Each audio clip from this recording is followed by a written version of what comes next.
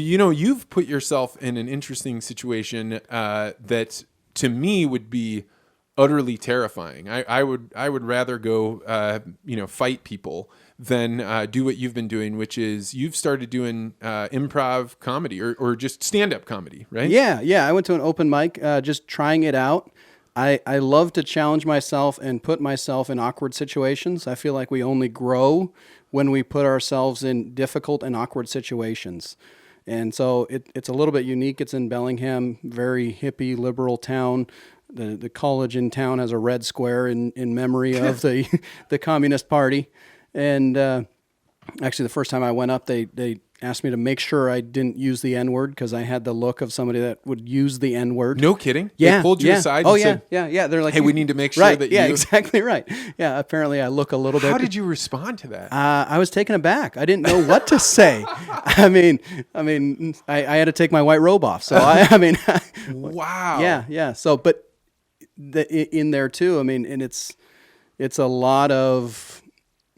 incel Antifa type, living in mom's basement and not really accomplishing anything. And so I come in and I look different and I sound different, and I'm talking about life experiences. And so comedy is interesting. I like the written format of Twitter and coming up with jokes and anybody that doesn't know, you came on the scene in Twitter, in ag Twitter, and exploded rather quickly because you were making jokes and in a way that, some people would say like, ooh, that was a little edgy, but it wasn't always about farming. Sometimes it was about family and really grew a pretty sizable following pretty quickly.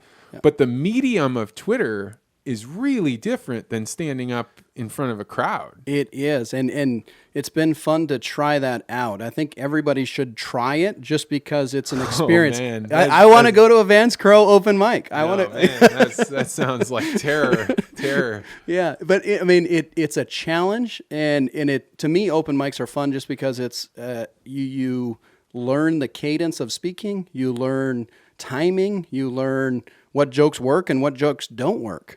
And yet, the crowd over there is going to be a completely different crowd than, any agriculture crowd too. So that makes it a little bit difficult. So you have to try and come up with stuff that will transcend different groups and different tribes. And how did it go?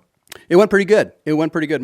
So I keep a library of all my tweets. So I've got 3,000 tweets all written down in Excel format. And so I just go through and I say, hey, this would be a good joke to say. And so I need to work on embellishing the joke. I have a bunch of punchlines, which, that's why I love Twitter. It's so succinct, and you only have 280 characters to get your punchline in. And so essentially it's all punchlines. And so for me, I need to start working on developing, a little bit more meat to it, followed by the punchline. But it's been a fun process. I don't know, who knows where it goes, but I think it's, again, good to put yourself in difficult situations. I have a philosophy too that, it's similar. As a kid, we'd always go out to the lake and there'd be like a 20-foot cliff. And I was standing at the edge of the cliff and all my buddies were jumping off. And I told myself, you only have to be brave for 1 second. And once you make that jump, you're going to figure it out. And stand-up's that way too. You get up there and you're going to eat it for a while, and it's going to take time, but just go up there once. Just go up there, get up there. And try it and put yourself in those difficult, stressful situations, because that's only how you grow too, is putting yourself in those situations. Well, I follow a lot of comedians and am very interested in the art of comedy, not because I do comedy, but because I do a lot of speaking. And I often compare public speaking on a stage, particularly when I was representing Monsanto.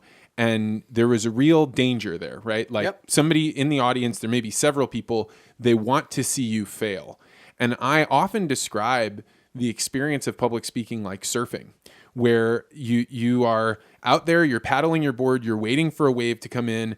And then once you feel that water pulling you up, you got to jump on that wave. And if you don't, the bigger the wave, the bigger the rush of the surf, but also the more dangerous it is. But once you're on it, there is no sensation on earth like feeling the connection between you and the crowd and being able to tell them something that they haven't heard of or thought of before, and having that experience of the energy. There's nothing like it So I'm excited to see where you go with this stand-up comedy. Yeah, no, it's fun, right? I mean, I had the same experience too. You're working your way through the joke, and then all of a sudden, boom, you drop the punchline, and the room explodes, right? To me, I mean, that's euphoria. I mean, that is an amazing feeling. And so, have you been surfing? Are you a surfer? I snowboard, Pacific Okay. Northwest snowboard, similar probably. Very, very similar. Yeah.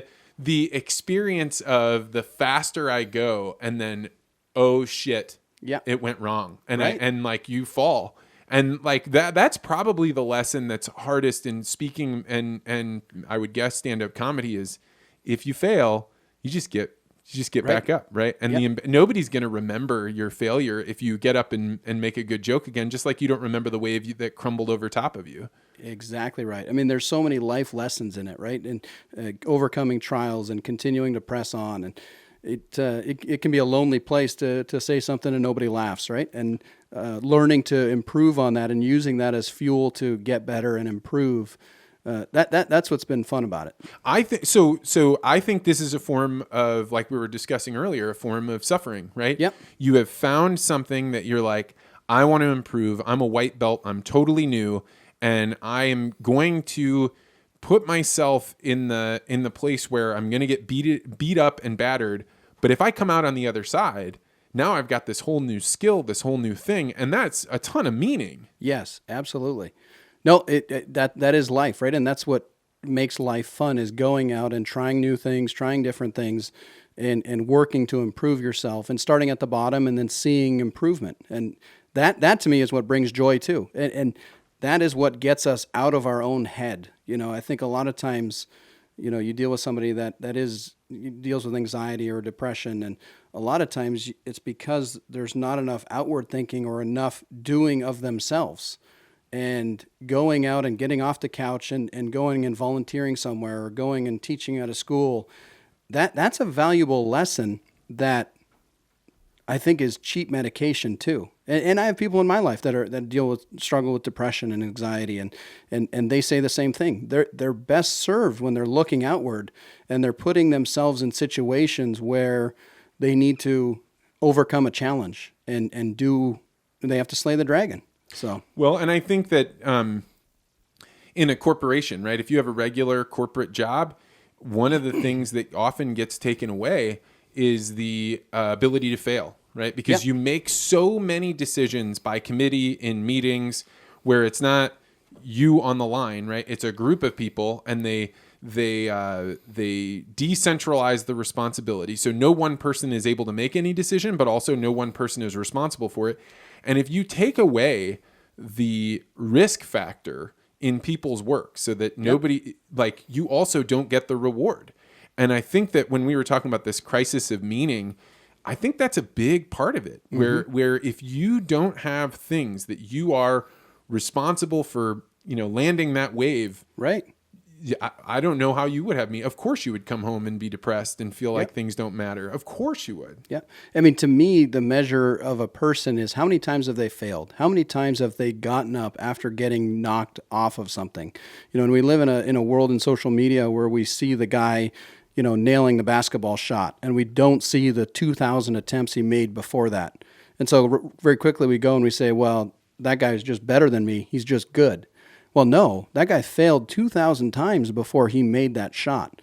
And I think we have a crisis in not wanting to fail and creating these support systems where we're scared to fail and go out and fail.